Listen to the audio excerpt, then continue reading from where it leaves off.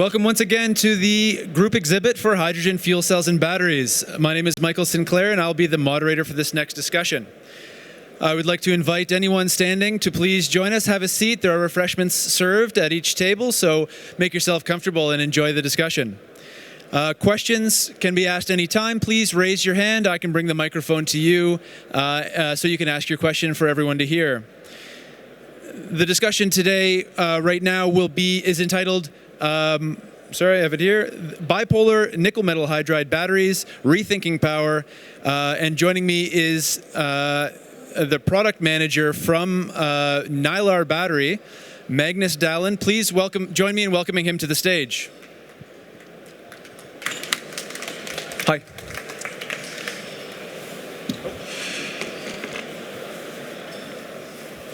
Very good, Magnus. Thank you for joining me. Thank you for coming here. Let me come here. Yes. Welcome to the fair. I hope the fair has been going well for you. It's been going very well. A lot of interesting discussions with various types of customers. So we're pleased. Excellent. Really pleased. Excellent. So you can begin, if you don't mind, by providing an introduction to Nilar Battery to our audience. Yeah. Nilar Battery is making industrial batteries for standby application and cyclic application. We have this novel technology with a bipolar nickel metal hydride battery, making it very suitable for cyclic application. It can be cycled many times and can also have a very good shelf life or calendar lifetime. Together with a good safety track record for the nickel metal hydride chemistry. It can be transported with very few regulations, for example. It's also very good when it comes to recycling. We carry a lot of metals in our design, and that makes it high value for recycling purposes. We can get out a lot of valuable metals out of our product after life. Yeah. Okay, very good. I see you've brought some batteries here for us to see, and those can also be seen in more detail at your booth at D51. But why don't you tell us a little bit about the technology samples that you've brought? Yeah, this is kind of the smallest unit we manufacture. It's called we call it a module. It's 10 cells in series within the frame here, and we use these modules to stack them together in series or in parallel to build the capacity or voltage within end pieces, which will be these blue end pieces here, creating a battery pack. And then we add on our battery management systems. We have one for low voltage and one for high voltage, which are, well, almost the same, but there are some differences in the components used in the design. So you mentioned that this is nickel metal hydride technology, in contrast to a lot of the vehicle battery technologies would be based on lithium. Yeah. You mentioned a couple of the advantages, one being safety and its track record. What about temperature of operation? It has a very good operating temperature window. We can use it from minus 20 degrees to plus 40 degrees. We can recharge in less than 3.5 hours down to minus 20 degrees, which is very good in many cases. And So this is a single building block of what could be a larger battery. That's what I understand? Yes, we assemble a lot of these modules into battery packs, and we assemble battery packs into larger systems. Depending on what you need for high voltage or low voltage, we can, of course, size the batteries towards different needs and power and runtime. And so I guess, so we have this alternative technology to lithium. Why have we seen, so nickel metal hydride batteries have been around for a little while. I think I have AA batteries at home that are also nickel metal hydride. Yeah. Why haven't we seen more deployment at this scale for different applications of storage, like, for example, the residential level? Yeah, you're absolutely right. There are a lot of nickel metal hydride cells being used for consumer goods, but on larger scale systems, it's we more or less and some more actors on the market.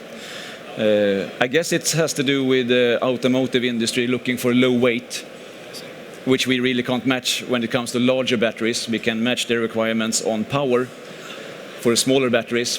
But on larger batteries, for example, an electric vehicle with 50 miles driving range, it's weight. It's all about weight and energy density. So that's, I think, is one major contribution to why not so many others have focused on nickel metal hydride, despite its very good characteristics for industrial batteries. Yeah, so those characteristics, you listed a bunch of advantages. So could you give us some examples of use cases that are ideal for this technology? Yeah, backup power, for example, could be a telecom backup power or an UPS, uninterruptible power supply. Sometimes they're just standing for years without being used, which we can do, of course, very well. You have a long calendar life. But sometimes they're also cycled many times a day, and then you need a battery with a good cycle life and good discharge power performance, which we can, yeah. Okay, so as far as the deployment of your technology already, can you tell us about some of your more significant, your more flagship deployments as further examples of when this battery technology is appropriate? Yes, we have one ferry operating in Stockholm. This is a ferry, public transport on waterways in Stockholm. Okay. With a Nilar Battery, 180 kilowatt hours, used for electric drive or electric hybrid mode driving for longer ranges. Yeah, so what characteristics of this battery makes it appropriate for that maritime deployment? It's got good energy density, it's safe to use in public transport, it can provide high discharge power, and it can be recharged pretty fast, and it's fairly easy to handle in a larger scale battery installation. In this case, it is the batteries are installed in several different compartments in the ship, distributed over the ship, with our battery management system being capable of handling such distributed battery installation. And is there other flagships to mention? Yeah, we have some more sold systems which are on the high voltage range. One, for example, in Holland, in a house with photovoltaic arrays on the roof, being connected to the grid. And they have one of our batteries connected to the grid also. And then they use the battery to energy optimize or optimize the energy use in the building. Could be climate control in the office areas, it could be charging electric vehicles in the cellar, and so on. So we've seen at this show, I've moderated a few discussions discussing micro-combined heat and power and just really distributed residential systems. Yeah. I guess the distributed residential market would be something that you're very interested in.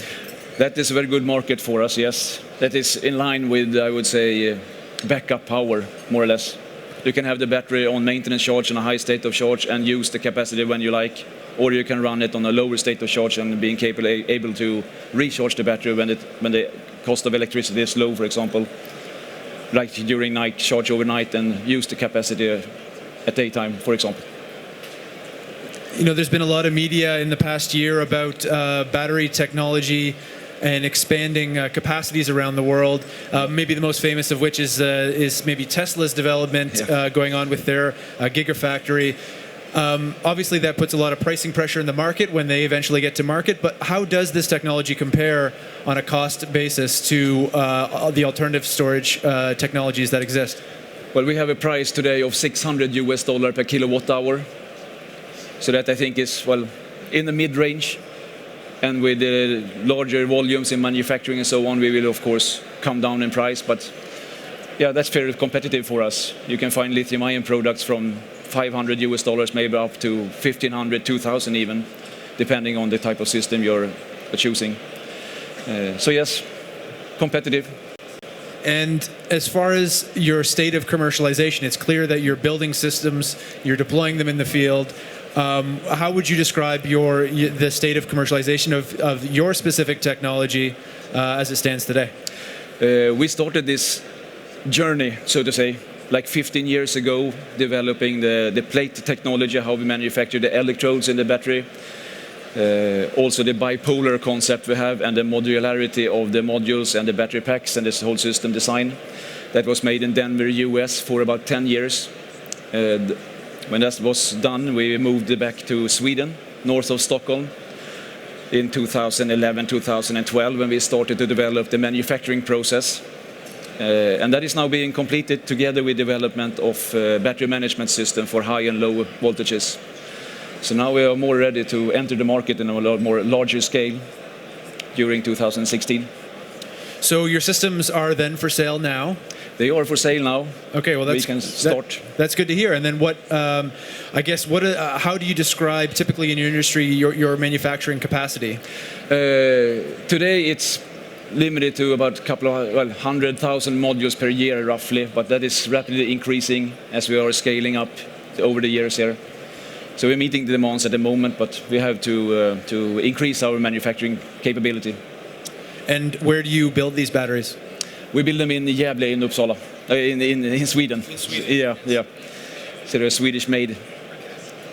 But also the manufacturing process is rather small footprint on the manufacturing plant, and we do not need any complicated exhaust systems to handle off-steam products.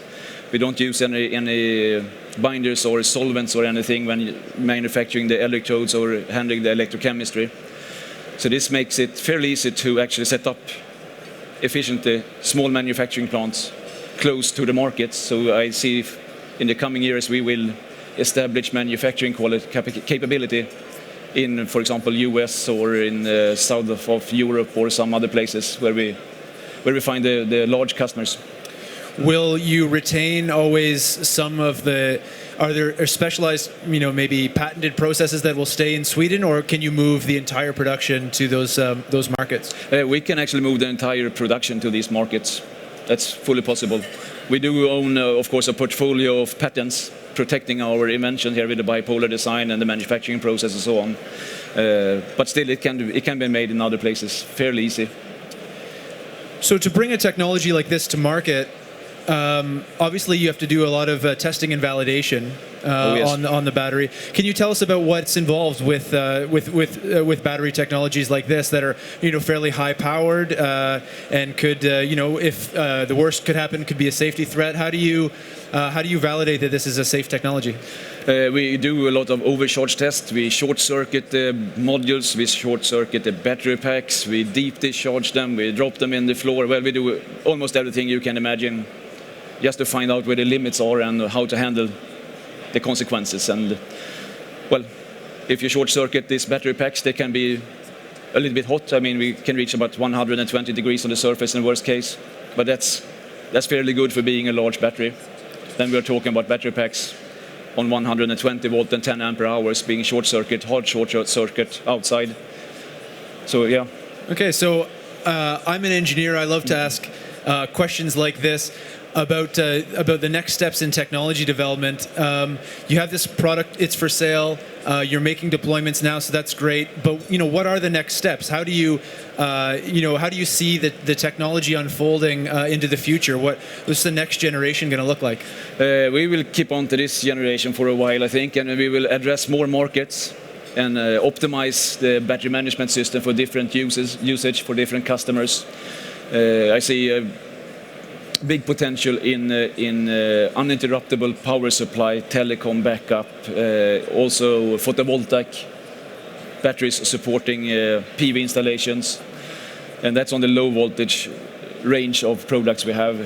On the high voltage, we see a huge potential in smart grid applications, like the one I explained with a house, for example, with the photovoltaic arrays on the roof. Could be also fuel cells, it could be other types of renewable energy in different forms. They all need some kind of battery, energy storage, energy backup. So there we see a lot of interest in our product, our high voltage systems to be used. So you've distinguished a couple times today in our conversation the difference between a low voltage system and a high voltage system. I mean, clearly there's a voltage difference, but yeah. What is otherwise? Why would you do one installation with low voltage and one with a high voltage? It's mainly due to the components we need to have to use. When you go up in voltage, we can make systems up to 720 volt as a nominal battery voltage. It will be a little bit higher on charging, of course. But when would you do that? To keep the current down.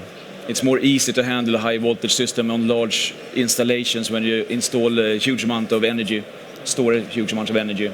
Then you don't have to use as thick wires and so on. But that also means that you need to use contactors instead of printed circuit board components, for example. So it's little bit difference in the components we have to use. I see. So if a customer comes to you with a potential, some other technology that they want to complement with a battery system, Yep. what is it like working with Nilar? How does the customer interface with you? How do you supply them with what they need? For the high voltage system, we have supply a sort of support function when it comes to engineering hours to adapt to our system. It will be some development adjustment of the software settings, also the communication protocols and so on needs to be adjusted to the customer's system. So there we have to put in some hours to adapt the system. But more or less the high voltage system and the low voltage system is a standardized system. The components is available, the system setup is the same all the time.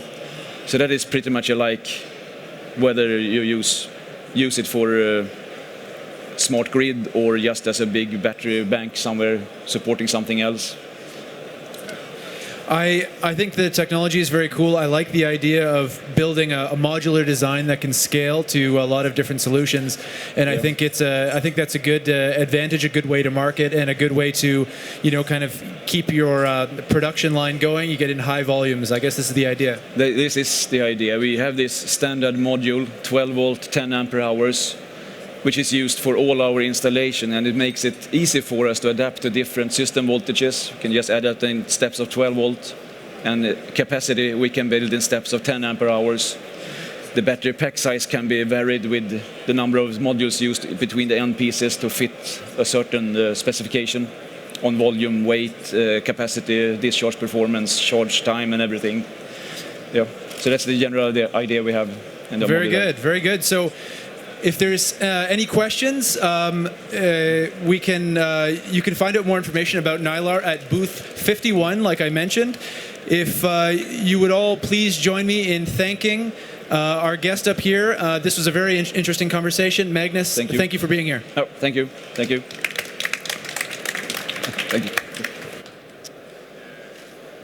Up next is a talk entitled Strategic Reinforcement of a PEM Electrolyzer Manufacturer. The guest will be Pascal Pawinski, who's the CEO of Arriva H2 Gen.